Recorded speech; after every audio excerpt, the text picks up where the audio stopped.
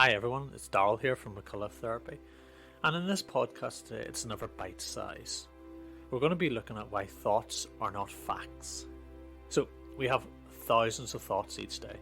Some of them are more obvious, like, oh, I'm worried I'm going to be late because of, or they may not like me. Others are very obvious. Often they're triggered by situations or events and leading to negative emotions influenced by our perception of that situation.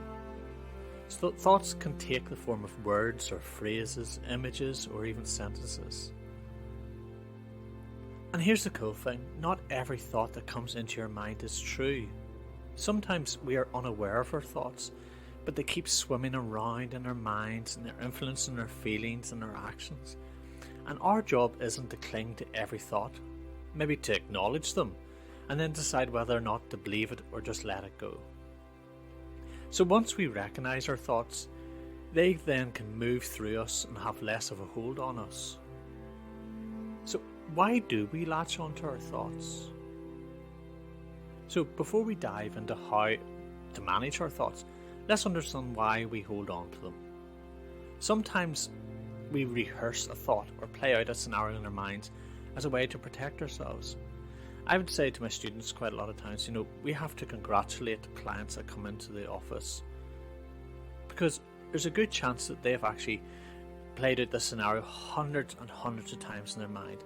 They have thought out every word they're going to say to me as the therapist and what might be my reply to them. And this can cause sometimes even a lot more anxiety than the reason why they're there.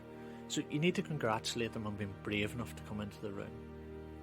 Another example would be, imagine various outcomes of a job interview so you prepare yourself for the worst.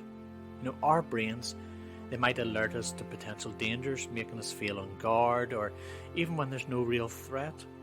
And this is something our brains do to protect us and keep us safe.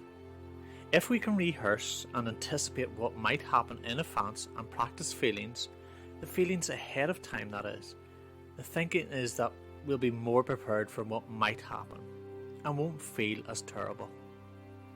However, this line of thinking can sometimes cause unnecessary suffering.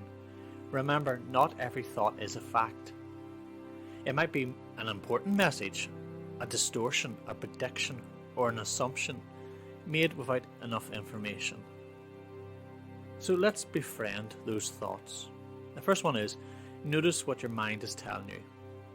There's a script I like to use, and it is, my brain is, and then what the issue is. So for instance, my brain is thinking about next week's meeting, or my brain is focused on an upcoming job interview or on an upcoming client and what they might think of me.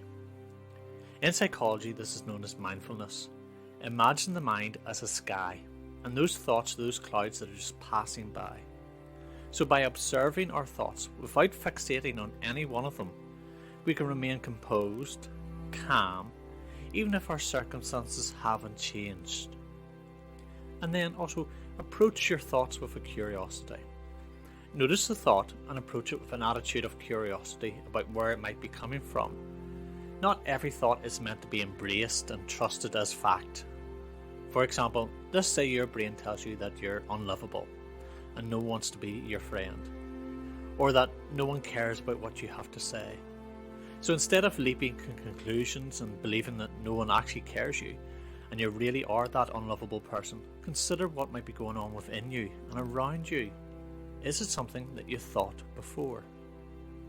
Engage with yourself with the same care a parent would show to a distressed child, asking questions instead of making straightaway judgments.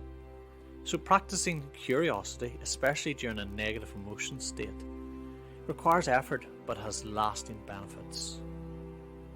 Then we want to seek evidence for your thoughts.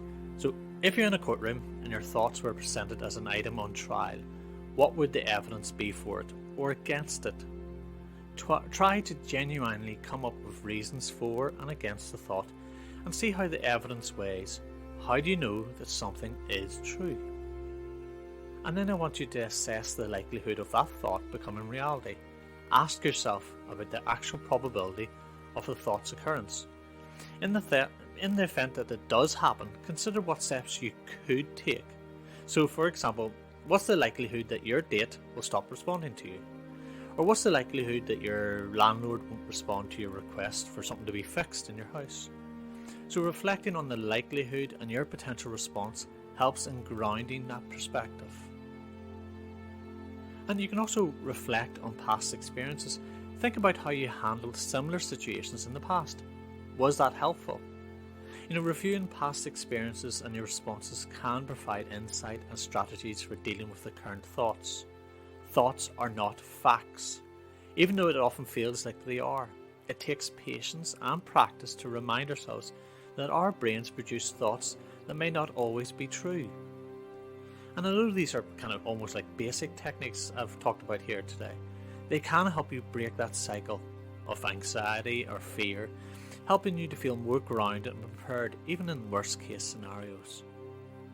So if you're really struggling to untangle your thoughts and you would like some guidance, remember there is therapists out there.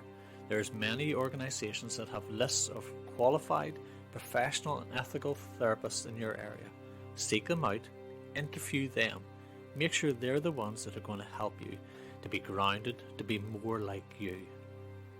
So thank you for listening to this bite size. If you wish to get in contact, you can do so through info@mccullaughtherapy.co.uk, or you can go to my website www.mccullaghtherapy.co.uk. You can leave also a speakeasy message, and all the links are below this podcast. Thank you for listening. Have a great week. Bye bye.